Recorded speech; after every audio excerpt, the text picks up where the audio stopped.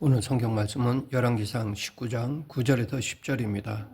갈멜산 전투에서 승리한 엘리야는 아합에게 큰 비가 올 것이라고 예언하고 갈멜산 꼭대기에 올라가 기도했습니다. 중간중간 사환을 시켜 확인해 보도록 하였는데 7번째 기도 후에 바다 쪽에서 비로소 사람 손바닥만한 작은 구름이 일어났습니다. 사환을 통해 이를 확인한 엘리야는 큰 비가 내릴 것이니 아합에게 마차를 타고 빨리 산에서 내려가라고 하였습니다. 잠시 후 구름과 바람이 일어나더니 큰 비가 내렸습니다. 3년 6개월 동안 단 한 방울의 비도 내리지 않다가 엘리야가 기도하자 드디어 비가 내리기 시작한 것입니다. 그러면 엘리야가 처음 기도했을 때 비를 내려주시지 않고 왜 하나님은 7번 기도할 때까지 기다리신 것일까요?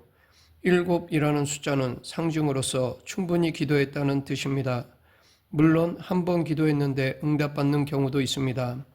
그러나 우리는 충분히 기도하고 응답받기까지 계속 기도해야 합니다. 기도에서 중요한 요소는 기대입니다.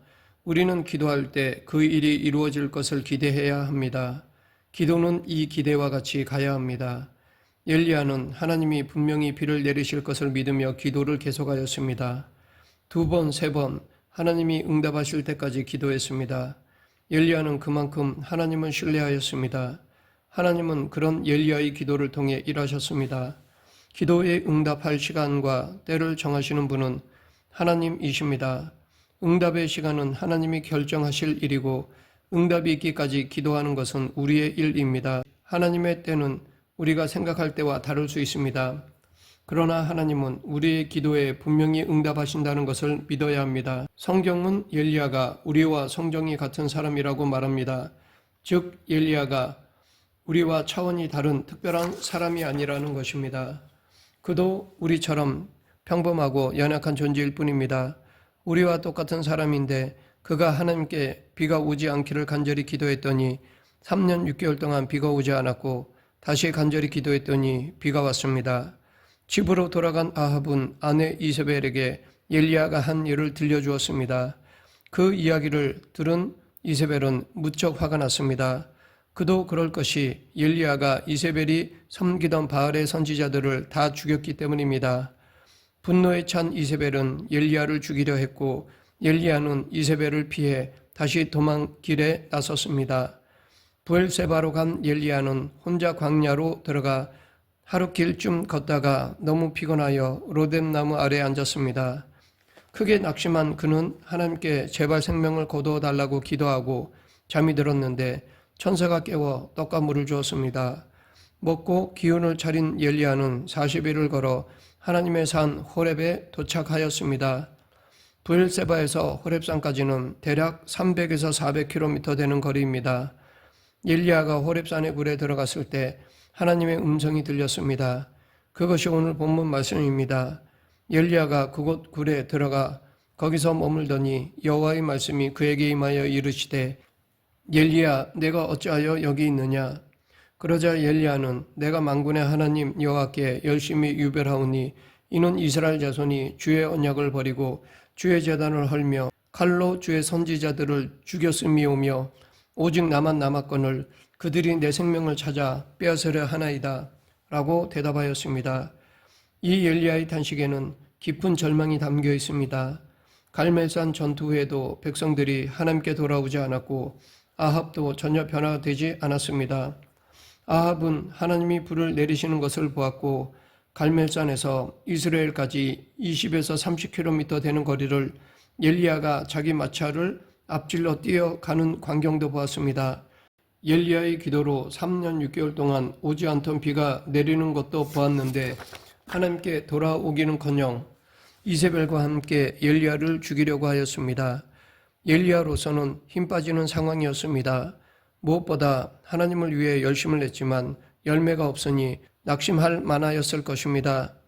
그런데 목숨 걸고 거짓 선지자와 싸웠지만 너무 낙심되어 차라리 생명을 거두어 달라는 엘리야의 간구는 아무나 할 수 있는 기도가 아닙니다. 즉 자기 일만 강구하는 사람들은 이런 기도를 하지 못합니다. 자기가 하고 싶은 일만을 하며 살면 하나님의 일에 관심이 없을 뿐만 아니라 하나님의 일 때문에 낙심하는 일은 전혀 없기 때문입니다. 이 엘리야의 낙심은 목숨 다하여 하나님을 섬긴 자만이 할 수 있는 고차원적인 낙심입니다. 많은 사람들이 세상 일을 하느라 속상해하고 세상 일 때문에 울고 낙심합니다. 그에 반해 하나님의 일꾼인 엘리야는 하나님을 섬기다가 죽기를 구할 만큼 낙심하는 경험을 했습니다. 이 낙심이야말로 참으로 고귀하고 값진 것입니다. 우리가 낙심해야 한다면 이런 이유로 낙심해야 할 것입니다. 또한 우리가 박해를 받아야 한다면 이런 이유로 박해를 받아야 할 것입니다. 이것은 오히려 우리에게 영광입니다. 예수님께서도 이런 자가 복되다고 말씀하셨습니다. 의를 위하여 박해를 받는 자는 복이 있나니 천국이 그들의 것임이라. 우리는 신앙생활을 쉽게 생각하지 않아야 합니다. 예수님을 따르는 삶은 예나 지금이나 고난의 길, 십자가의 길입니다. 엘리야는 낙심되는 상황을 하나님께 토로했습니다. 하나님 앞에 나가 이 문제를 풀었습니다. 우리도 낙심되는 상황일 때 하나님께 나아가야 할 것입니다. 하나님께 토로해야 할 것입니다.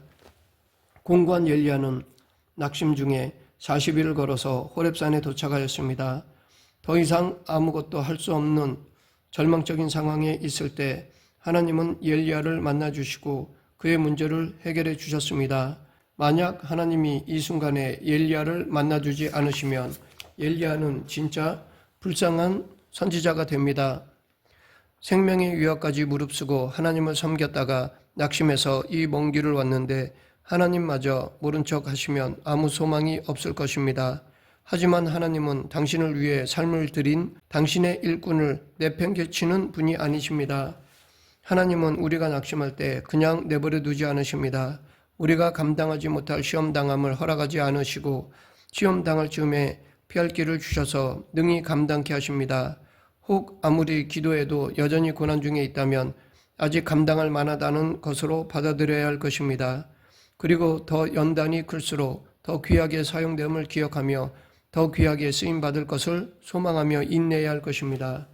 하나님은 훈련을 통해 당신의 자녀를 이 시대에 필요한 자로 만드십니다. 혹 그 과정이 힘들 수는 있어도 하나님이 자녀를 망하게 하는 법은 결코 없습니다.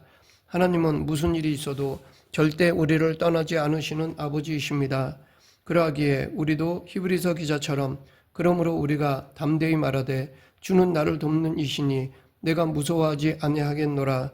사람이 내게 어찌하리요? 라고 고백하며 담대함을 가져야 할 것입니다. 엘리야가 호렙산에 도착해 현 상황을 아뢰었을 때 하나님은 그에게 당신의 계획을 말씀해 주셨습니다.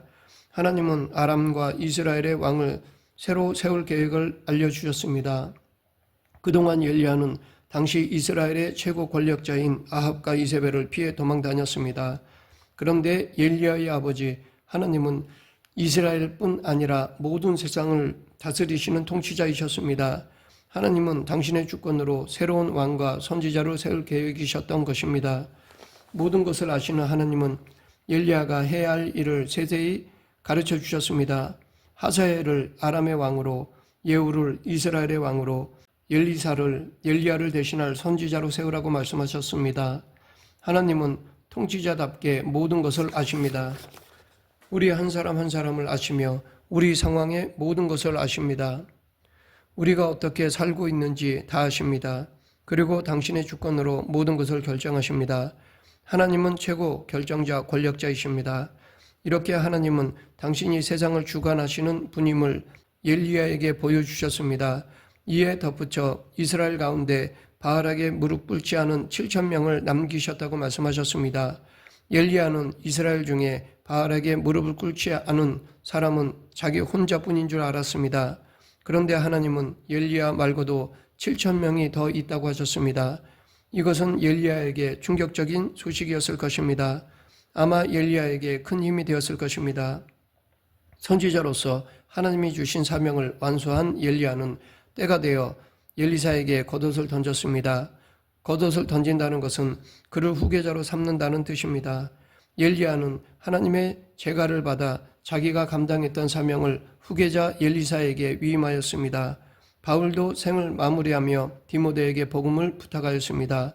그는 선한 싸움을 싸우고 달려갈 길을 마쳤으니 디모데에게 이 싸움을 계속하라고 당부하였습니다.